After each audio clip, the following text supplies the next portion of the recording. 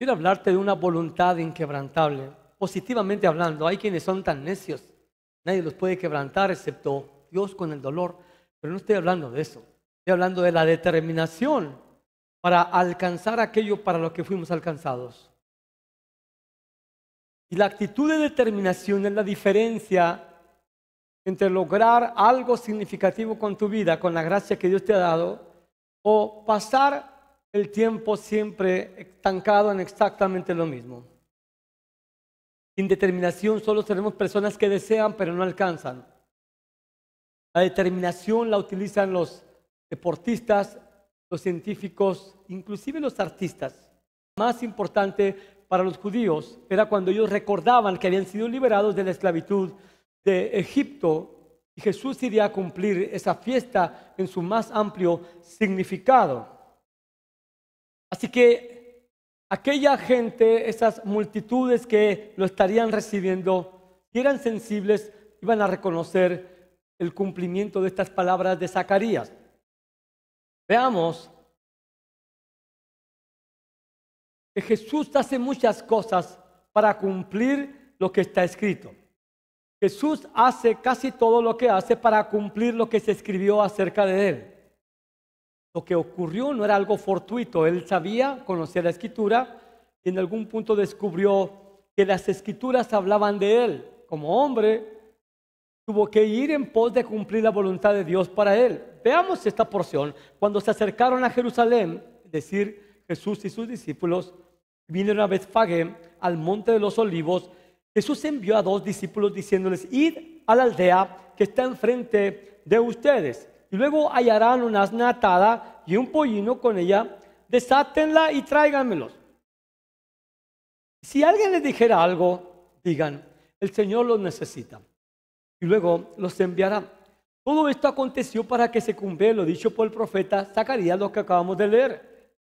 Jesús conocía la Escritura, y vas a entender que era el tiempo para que Jesús cumpliera lo que estaba escrito. ¿Amén? Es importante entender esto porque es el meollo de este mensaje. Así que ve, estos discípulos a mí me impresionan. Jesús le dice: ven allá a una aldea, ahí donde están unos burros, tráiganmelos. Y si alguien les pregunta, díganle que el Señor se los va a regresar. Oye, ¿qué ondas con eso, no? Pero los discípulos dicen, esto hicieron como Jesús les mandó. Di conmigo: obediencia. Una obediencia sin tardanza. Ellos estaban aprendiendo a obedecer sin tardar. Amén. Así que las multitudes comenzaron a decir: Hosana al Hijo de David, y todas esas alabanzas. Este domingo, hoy precisamente, muchos lo conocen como el Domingo de Ramos o la entrada triunfal de Jesús a Jerusalén. Pero no nos quedemos solamente en el efecto externo, sino en el significado profundo de lo que Cristo nos está enseñando ahí. Así que el evento de la entrada de Jesús a Jerusalén montado en un burrito para cumplir aquello que estaba escrito marcó el inicio del cumplimiento del propósito que tenía para redimirnos. Así que veamos estas alabanzas por mucha gente. Hosana al Hijo de David, la misma gente, escúcheme bien, que alabó a Jesús, que lo vio sentado humilde en un burrito, son la misma gente que gritó: crucifíquenle. Los mismos. Ahora, Jesús entraría a Jerusalén para cumplir intencionalmente lo que estaba escrito acerca de él. Y hubo un momento incómodo en esa entrada. Bueno, 2 momentos. Primero, Jesús entra a Jerusalén y en algún momento él comienza a profetizar sobre Jerusalén acerca de un juicio que vendría y que efectivamente vino en el año 70, mucha destrucción de parte de Dios. ¿Por qué vino este juicio que Jesús profetizó? Porque no reconocieron el día de su visitación. Es decir, ellos por siglos habían orado porque viniera el Mesías, lo tenían enfrente y lo rechazaron porque no venía como un rey militar, sino como un cordero. Y lo despreciaron. A veces Dios no te da las cosas como tú quieres. Tienes que tener ojos para ver lo que Dios te está dando. Luego, el otro momento incómodo, esto es impresionante porque no solamente Jesús profetiza, pero llega un punto en que se acerca al templo, el lugar más sagrado de Jerusalén. Ahí estaba el templo, y ve que Jesús toma una actitud bastante severa en contra de lo que estaba pasando ahí. Dice, entrando en el templo, comenzó a echar fuera a todos los que vendían y compraban en él, diciéndoles, escrito está, mi casa es casa de oración, mas ustedes la han hecho cuevas de ladrones. Aquí van dos cosillas que vamos a aprender muy importantes. Jesús estaba cumpliendo lo que estaba escrito. Jeremías había profetizado este momento. Mi casa es casa de oración para todas las naciones. La han convertido en cueva de ladrones. Esto dijo Jeremías, eso pasó aquel entonces y también estaría pasando en aquel entonces en el templo de Jerusalén. Así que Jesús entiende algo. El templo, físicamente hablando, en aquel entonces era un lugar para adoración, era un lugar para ir y dar gracias, para tener comunión con Dios. Así estaba estipulado en aquel entonces, pero lo habían corrompido el propósito y la habían convertido en casa de ladrones. Cueva de ladrones. Jeremías nos da contexto. Las cuevas de ladrones eran básicamente cuevas, pero ahí se refugiaban distintos tipos de delincuentes que pensaban que al esconderse en esa cueva iban a escapar de la justicia. Y Jesús está diciendo, han convertido mi casa en cueva de ladrones. Es decir, que había mucha gente que había corrompido ese lugar y que vivían en maldad y que pensaban que iban a escapar de la justicia divina. Ahora entendemos que el templo no es un edificio. Ahora la iglesia está siendo edificada como templo para morada de Dios. Así que el templo no son las paredes, es la iglesia, y también nosotros, ustedes lo saben, somos templos. Así que si Jesús viniera aquí, yo no sé qué es lo que encontraría aquí. Pero usted y yo somos templo de Dios, la iglesia es templo de Dios, casa de oración para todas las naciones. El principal propósito de nuestras vidas, lo que Jesús nos está enseñando ahí, es que nosotros existimos aquí para orar, para adorar, para dar gracias, y que nuestra oración alcance no solamente nuestras necesidades personales, sino a las naciones. Y si Jesús viniera con el látigo, no vendría muy amable si tuviera que declararnos que hemos perdido el propósito por el cual fuimos salvados. Porque hay muchos ladrones que nos dan unas formidables excusas para no vivir una vida de oración.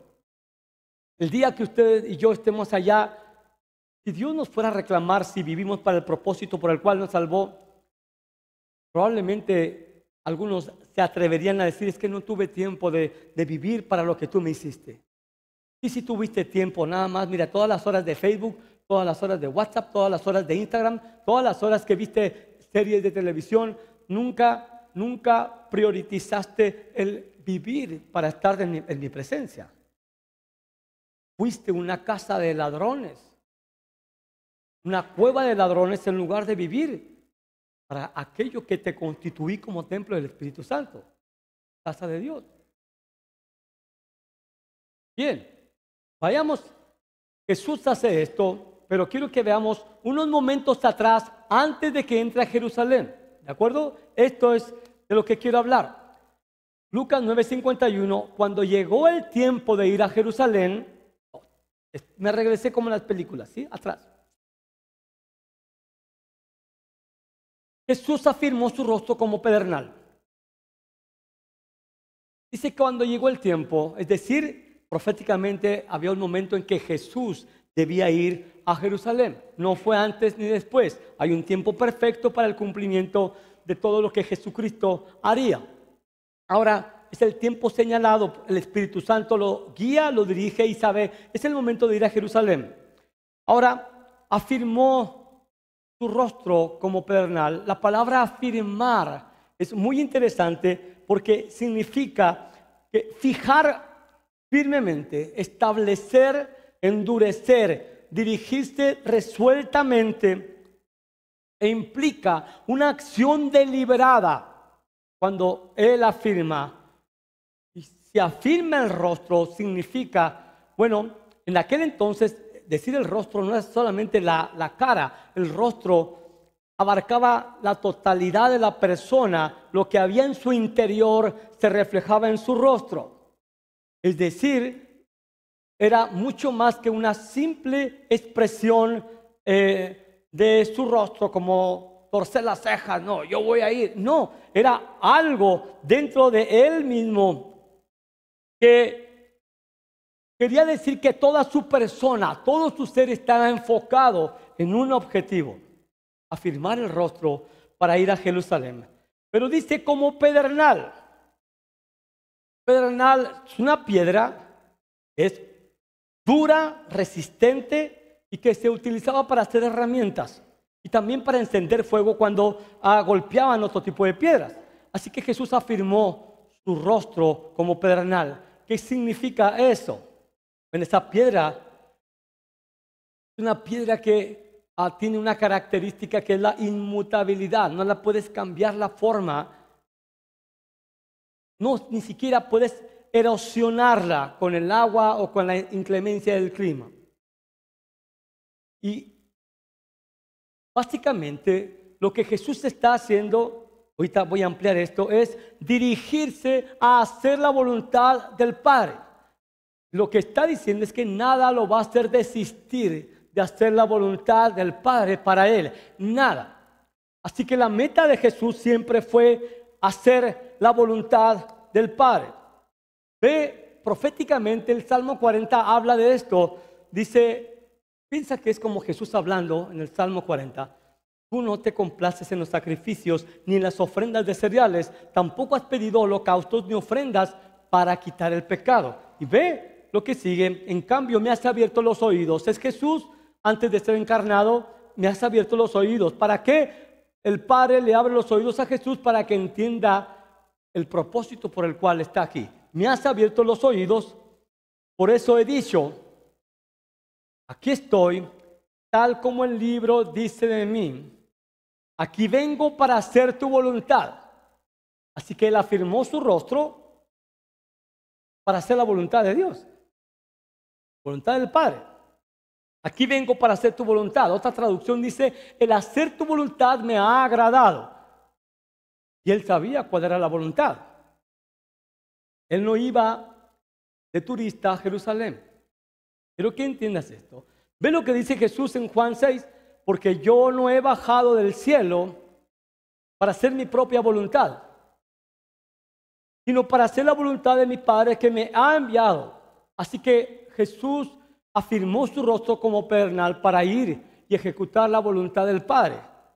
No iba obligado, estaba determinado desde la eternidad que así iría, pero era el cumplimiento de que Jesús iría a Jerusalén.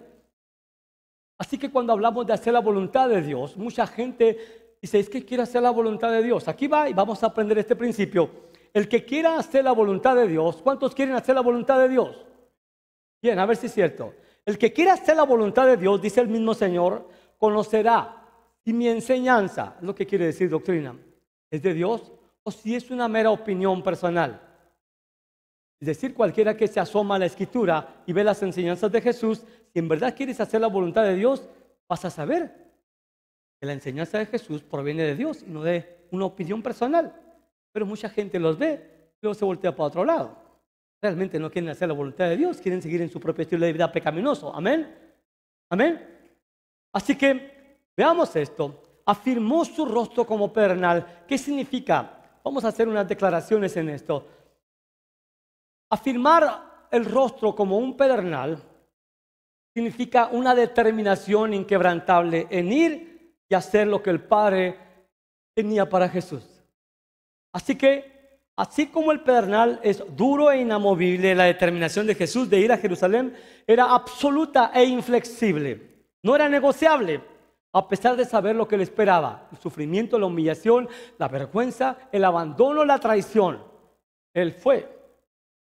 Él afirmó su rostro como pedernal para hacer la voluntad de Dios. También afirmar su rostro como pedernal significa que había una resolución firme ante la oposición. Jesús sabía que llegando a Jerusalén esa semana las cosas ya estaban muy calientes, iba a encontrar oposición y hostilidad.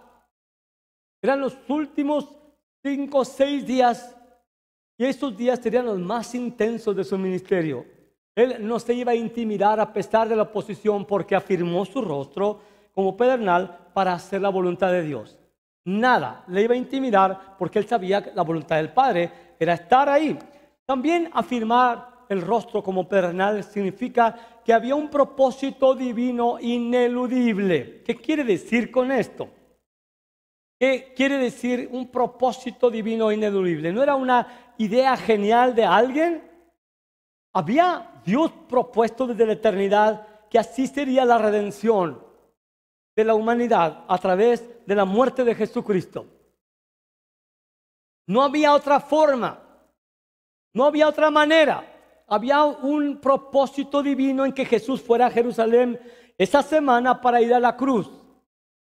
Y él no iba a buscar una alternativa diferente. Afirmar el rostro como pedernal significa que él requería de valentía. Requirió valor hacer lo que Jesús hizo como hombre, enfrentar conscientemente el sufrimiento, enfrentar la muerte, porque él jamás había probado la muerte, enfrentar la maldición divina sobre él, enfrentar el rechazo y el abandono y saberse solo en la cruz, abandonado por el cielo y abandonado por sus amigos, por el pueblo que él fundó, requería valor. Eso es afirmar su rostro como pedernal. Tengo que hacer esto a pesar de que voy a enfrentar esto otro. Esta es la voluntad del Padre que me envió. Yo no vine a hacer lo que yo quería, sino la voluntad del Padre. En esa voluntad no somos apartados, no somos salvados, no somos santificados. Afirmar el rostro como pedernal significa que hay un enfoque en el resultado. A pesar de que Jesús sabía todo lo que iba a enfrentar, también había algo positivo, porque Jesús varias veces le dijo a sus discípulos: es necesario que yo vaya a Jerusalén, sea entregado en manos de pecadores, muera en la cruz y luego resucita el tercer día. Así que Jesús no solamente tenía conciencia de los padecimientos, pero de la resurrección. Él sabía, porque él de su boca salía: voy a morir y voy a resucitar al tercer día. Él sabía, porque había afirmado su rostro como pedernal. Nadie, nada, ninguna circunstancia lo haría huir de su propósito para salvarle a usted y para salvarme a mí. Afirmar el rostro como pedernal no es algo que solamente le tocó a Jesús. De esto, Jesús dijo: como está escrito en el rollo de mí, he venido a hacer tu voluntad. Por eso él cumplió todo lo que estaba escrito, conscientemente, deliberadamente, intencionalmente. Quiero hacer una aplicación con esta porción de la Escritura que dice: porque la palabra de Dios es viva y eficaz. Hasta ahí, pónganme atención. Viva significa que tiene vida. La palabra de Dios no es como el periódico. La palabra de Dios tiene vida en sí misma. Jesús habló un día y dijo: las palabras que les he hablado son espíritu y son vida. Así que la palabra de Dios, cuando es recibida, es como una semilla que produce algo dentro de nuestro interior si la recibimos. Pero no solamente es viva, es eficaz. La palabra eficaz significa que tiene energía, que tiene poder. No es cualquier palabra. Dios con su palabra hizo los cielos y la tierra. Dios dijo que Él, así como la lluvia descendía del cielo hasta la tierra y hacía germinar la semilla, así Él enviaba su palabra y hasta que produjera el propósito por el cual fue enviada la palabra. Así que hay un poder inherente en la palabra que sale de la boca de Dios. La palabra de Dios es viva y eficaz.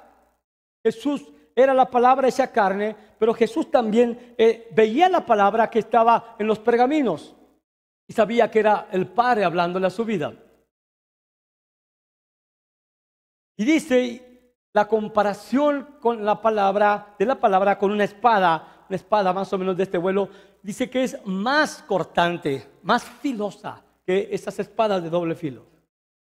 El poder que tiene la palabra de Dios, y es muy importante que lo entiendas, el poder que tiene la palabra de Dios es que va a atravesar, cuando la recibes, va a atravesar tu ser hasta lo más profundo, lo más íntimo y lo más escondido. Cuando te expones a esa palabra viva y eficaz. Dice: hasta partir el alma y el espíritu. Aquí en este contexto está hablando de estas dos partes de la esencia de la humanidad, de los humanos, el alma y el espíritu.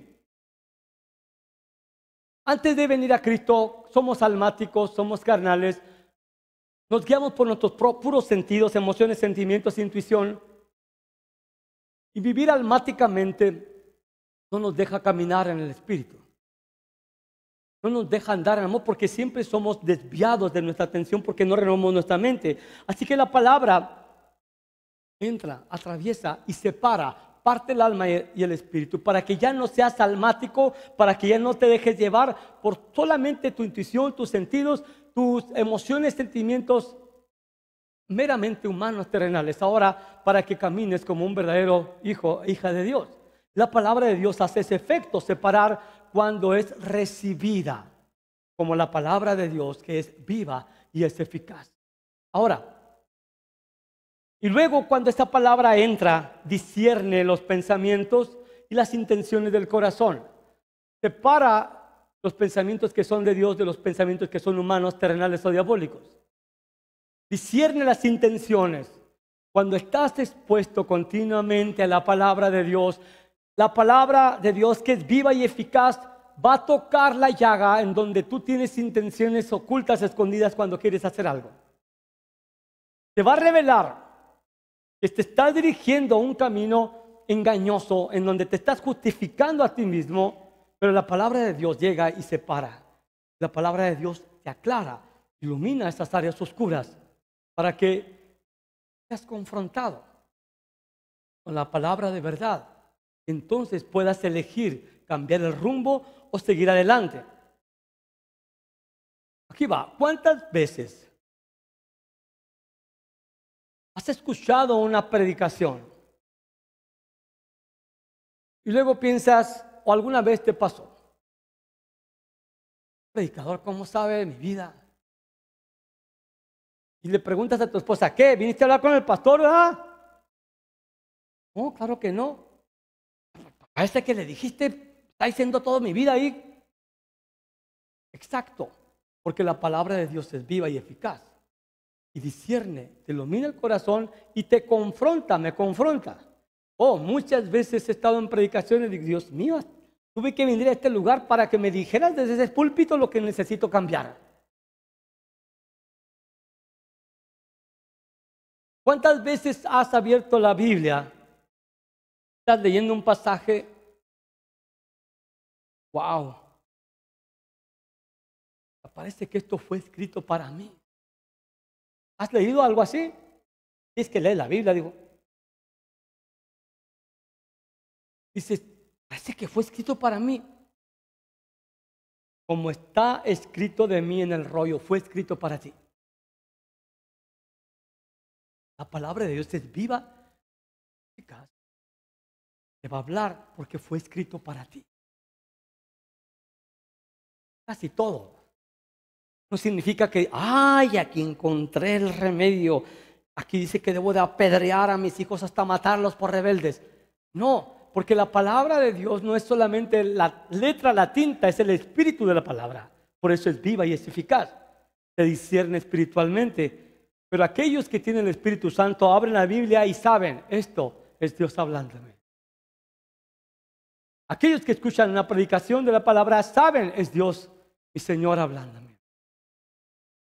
Está entrando esa palabra y ay, carambolas, hasta duele a veces, ¿no? Wow, yo pensé que nadie se iba a dar cuenta de esto que está aquí. Y la palabra entra, atraviesa. Y aquí va algo más intenso. El choque de la palabra de Dios contra nuestra voluntad es inevitable. Viene la palabra del Señor y confronta nuestra voluntad. Hay un choque, una explosión. ¿Por qué? Porque tenemos áreas en las que no deseamos rendirnos. No queremos cambiar, nos sentimos cómodos. Pero en esa palabra hay ese choque. Pero este choque es una increíble oportunidad de sufrir una transformación más a la imagen de Cristo. Una oportunidad para ser transformados porque Biblia no nos fue dada para nuestra información. Oh, qué bonitas palabras. La Biblia nos fue dada para nuestra transformación. Cuando usted lee la Biblia con el periódico y se emociona, qué bonitas palabras, queda ahí. Se ha perdido su tiempo. Porque la palabra de Dios no fue para que usted pierda el tiempo, sino para que sea transformado en la misma imagen.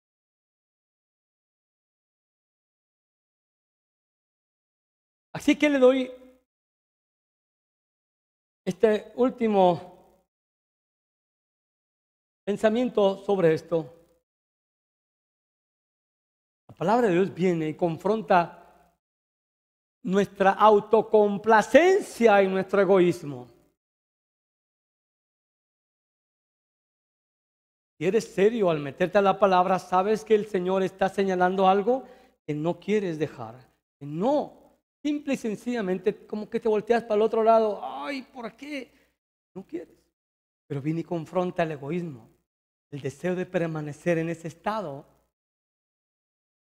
corrupto, al menos en esas áreas. Así que quiero recomendarte, antes de acercarte a la palabra, antes de escuchar una predicación, ora, porque te vas a conectar con ese portal eterno donde vas a estar cara a cara con Dios. Ora porque esa palabra costó sangre para venir a ti. Ora porque el Espíritu Santo la trajo y la registró para ti. Es el Dios, el Todopoderoso, que desea hablar a tu vida. Y debes de orar sabiendo que la palabra es luz, es medicina, y a veces es como un marro que rompe la roca, será como una espada. Es mucho alimento. Así que oras, Espíritu Santo, voy a abrir la palabra, quiero que me hables. Abre mis oídos, como dice el Salmo 40. Ayúdame a escuchar lo que tú me quieres decir.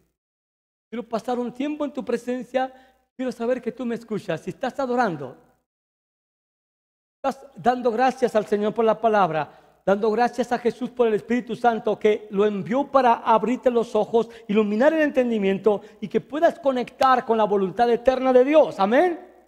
No estás cumpliendo un ritual. Debo de leer la Biblia. Necesito tu palabra. Tu palabra es mi alimento. Tu palabra, cuando la recibo, me va a guiar mi camino. No voy a leer la Biblia para contender y demostrar quién tiene la razón. Quiero leer la Escritura porque el Dios vivo me va a hablar. Así que oro. Y luego observo, abro la Biblia. A ustedes que tienen poco tiempo en el Señor, lean los evangelios. Comiencen con Marcos, una recomendación, o con Juan. ¿Hay algo que el Señor te está invitando a creer? ¿Hay algo que tiene la cara de una promesa? ¿Hay algo que el Señor te está mandando? ¿Te está ordenando? Entonces observa, hijos, esto no lo estoy obedeciendo. Márcalo de un color. Esto sí lo estoy obedeciendo. Márcalo de otro color. ¿Estás escuchando que Dios quiere que hagas algo? Entonces, créelo. Dios me está hablando. Esta es tu voluntad para mí. Jesús abriría el rollo. Aquel día entró a la sinagoga, le tocó abrir el rollo de Isaías. El Espíritu del Señor está sobre mí. Él me ha ungido para dar buenas nuevas, etcétera, etcétera. Acaba de leer la porción y él sabe algo. Hoy, esta palabra se ha cumplido delante de sus ojos. ¿Qué? ¿Tú eres el Mesías? Sí, como lo oyen. Así que cuando abres la Escritura, observa si lo crees. Jesús estaba plenamente convencido de quién era Él ya. Solamente estaba haciendo notorio a los demás que esa Escritura hablaba de Él y la iba a cumplir. ¿La iba a qué? A cumplir. Así que observas, recibes la palabra, la crees, sabes, este día se tiene que cumplir esto. Punto. Afirmo mi rostro como un pedernal para cumplir lo que Dios quiere para mí. Afirmo mi rostro para cumplir la voluntad de Dios, cueste lo que cueste. ¿Ven? Incómodo, ¿no? Yo pensé que nada más había que leer y la cosa funcionaba por sí sola. Luego la recibes, es decir, interiorizas esto. Cuando interiorizas esa palabra que estás leyendo, porque está viva, tiene poder, está produciendo un cambio interior en tus afectos, en tus prioridades, en tu enfoque, afirmas tu rostro, dices, ok, ya me estoy viendo haciendo esto, viviendo así como el Señor me pide en la palabra. La recibes y luego, ya voy a acabar. La obedeces. Jesús afirmó su rostro como pedernal para obedecer lo que vio en la Escritura acerca de él. ¿De qué te sirve saber los mandamientos, lo que Cristo te manda, te pide, si postergas la obediencia?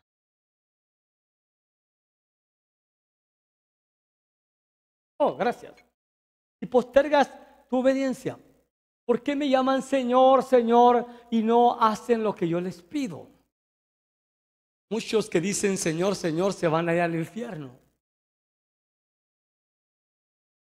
Eso lo dijo Jesús. Serán condenados. Si eres un hijo de Dios, obviamente la salvación está asegurada, pero entiende que la recompensa, lo que Dios derramará sobre sus hijos obedientes, está íntimamente vinculada con la obediencia a su palabra. Así que obedece lo que ves en la Escritura, todo lo que te manda, y luego vuelve a orar al respecto. Porque esa palabra se va a hacer carne, va a ser implantada, va a ser parte de ti. Vas a comenzar a caminar en eso que Dios te dio ese día. Acabo con esto. Te doy un ejemplo. Es un ejemplo, solamente agarré una porción y ya, de la Escritura, y vas a encontrar mandamientos. A veces separa a alguien los mandamientos directamente de Jesús en los evangelios o de los apóstoles. Como que le dan más peso a lo que Jesús dice que a lo que los apóstoles dicen, pero es exactamente lo mismo. Alguien definió esto como: los evangelios son lo que Cristo quiere que hagas, y las cartas de los apóstoles nos enseñan el Espíritu Santo cómo hacerlo. Así que no rechazan nada. Aquí va esta porción de Colosenses capítulo 3. Ve esto, estaré acabando. Si habéis pues resucitado con Cristo, o porque habéis resucitado con Cristo, hoy te hablé de eso, es decir, tienes una nueva vida. ¿Cuántos tienen una nueva vida? Como 5. Buscad las cosas de arriba. Todo lo que tengo en rojo son mandatos. Y la palabra buscad o estos mandatos no son sugerencias. Están en un modo verbal que se llama imperativo. No son sugerencias, no son consejos. Si has resucitado, entonces ahora enfócate en las cosas eternas, no en las terrenales. Un mandato. Tú llegas a esta escritura, Dios mío, ¿y esto cómo le hago? Estoy tan afanado con las cosas terrenales. Las aves de rapiña comen carroña y las águilas andan en las alturas. Enfocarte en las cosas celestiales es un mandamiento. Significa que eres una persona que está buscando el reino de Dios. Significa que estás enfocado en adorar al Señor, en contemplar su hermosura, su santidad, su belleza, en aspirar a lo que Él tiene allá, en vivir todas las cosas que hacemos aquí en la tierra como una ofrenda, como un sacrificio para Él. Es decir, lo terrenal, cuando lo ofrecemos a Él, nos conecta con lo celestial. Busca las cosas de arriba, en donde está sentado Cristo. Enfócate, es una orden. Afirmo mi rostro como un pedernal para dedicarme a buscar las cosas de arriba. Ahora, estos mandatos están escritos en un modo verbal que no existe en el español, que significa hazlo y síguelo haciendo, sin cesar hasta que te mueras. Cada día. Es un mandato para hacerlo cada día. Busca las cosas de arriba. Es un mandato, no los domingos solamente. Enfócate en lo eterno. Cada día.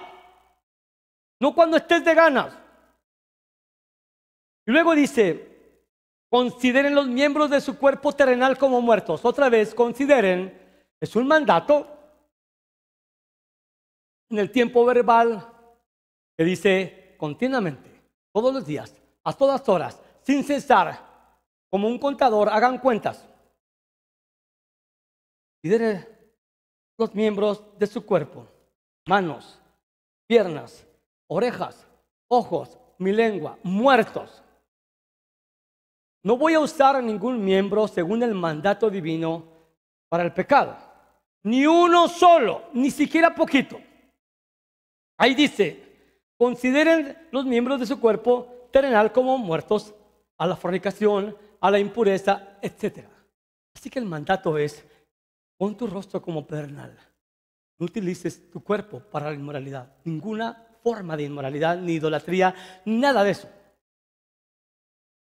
Pablo nos dice en Efesios que utilicemos nuestros miembros para lo que es recto. Y es un mandato y es para todos los días.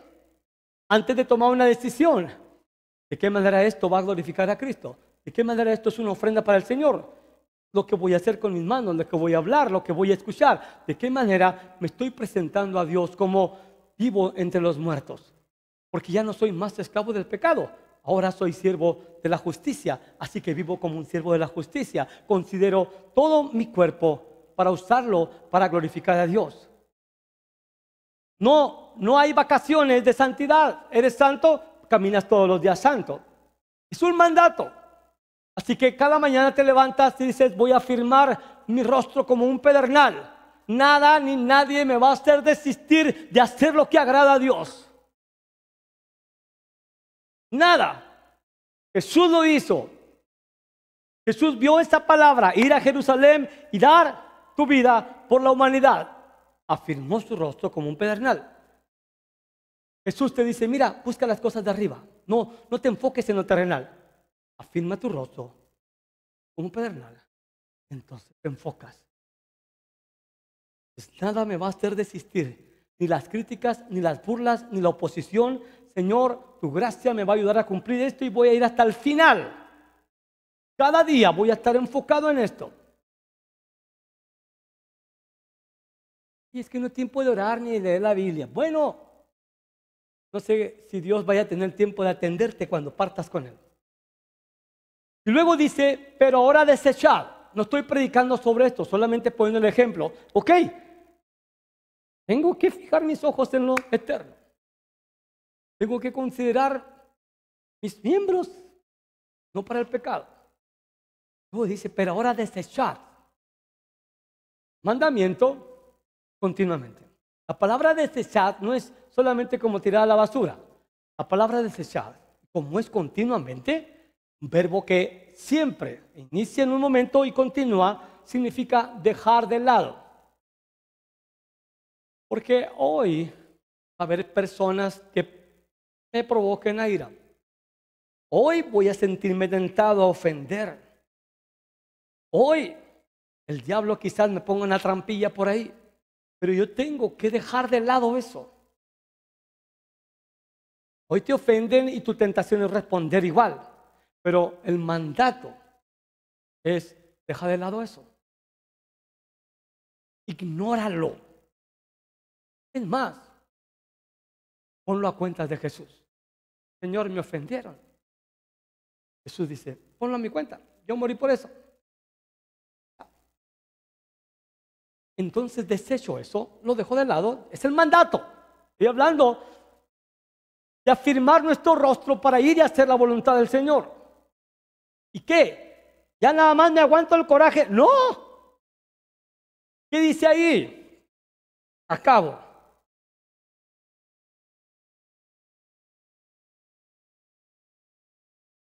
Habiendo desechado al viejo hombre, moriste en la cruz, tu viejo hombre murió en la cruz, ¿sí o no? ¿Fue sepultado, sí o no? ¿Te resucitó el Padre junto con Cristo, sí o no? ¿Eres una nueva criatura, sí o no? Entonces, habiendo desechado al viejo hombre, ¿cuál es el mandato? Renovarte hacia un verdadero conocimiento conforme a la imagen de aquel que te creó. En Efesios, Pablo lo aclara y dice, vístanse de Cristo, de entrañable misericordia. Vístanse de benignidad, de amabilidad. ¿Alguien te hace enojar tu marido? ¡Ay! No reprimas la ira. No es que te aguantes el coraje, sino que veas a lo alto. Señor, ¿cómo se va a ver esta explosión de ira a la luz de la eternidad? Y Dios te dirá, muy mal. Señor, te entrego este enojo, te entrego esta tentación de responder maldición con maldición. Me he visto de mansedumbre. Elijo la bondad, elijo la ternura, elijo voltear a ver a mi esposo y decirle: mi amor, eso que acabas de decir me lastimó. Oye, muy diferente a los gritos, ¿no? ¿Por qué estás afirmando tu rostro como un pedernal para hacer la voluntad de Dios? Para vestirte de Cristo. Para que no finjas ser como Cristo, sino que saques de tu interior lo que ya hizo Dios en ti, como una nueva creación. El Espíritu Santo, cuando nos rendimos a Él, nos permite manifestar el fruto del carácter de Cristo. Pero cuando dejamos de lado al Espíritu Santo, a Cristo y nuestro deber de obedecerle a Él, entonces permitimos que nuestra mentalidad no renovada aflore y luego nos justificamos en decir: pues es que también tú me haces enojar. No, afirmo mi rostro como un pedernal. No voy a buscar bronca, no voy a responder maldición con maldición. Voy a afirmar mi rostro como Jesús para hacer lo que a Él le agrada. Entonces se cumple lo que dice Romanos. Voy a comprobar que la voluntad de Dios es buena, agradable, perfecta. ¿Por qué? Porque los mandamientos de Él, venga los de la alabanza, no son gravosos. Dice Juan, los mandamientos de Jesús no son gravosos. ¿Qué significa eso? Que no son una carga. Los mandamientos para nosotros están diseñados para que vivamos una vida feliz. Una vida que hace feliz a los que viven con nosotros, a los que conviven en la iglesia con nosotros. Ser cristiano no significa ser un sustituto de Jesús, significa ser como Cristos pequeños. Están creciendo a imagen y semejanza de Él.